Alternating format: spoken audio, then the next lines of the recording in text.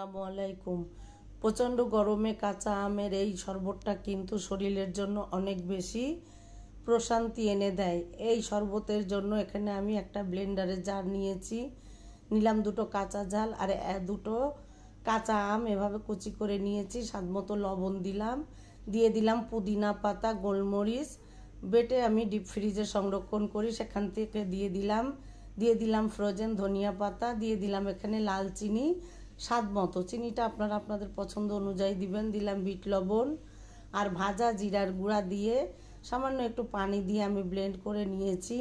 আর এভাবে ঝটপট করে গরমের দিনে এই শরবতটা করে যদি খাওয়া হয় অনেক বেশি প্রশান্তি লাগে শরীরে। এরপর আমি একটু কিছুটা ঠান্ডা পানি অ্যাড করেছি, ঠান্ডা পানি দিয়ে একটু পাতলা ঘনত্বটা আপনারা আপনাদের প্রয়োজন মতো রাখবেন। আমি খুব বেশি পাতলা করিনি। এখানে আমি এবার গ্লাসে সার্ভ করে আপনাদের দেখিয়ে দিচ্ছি।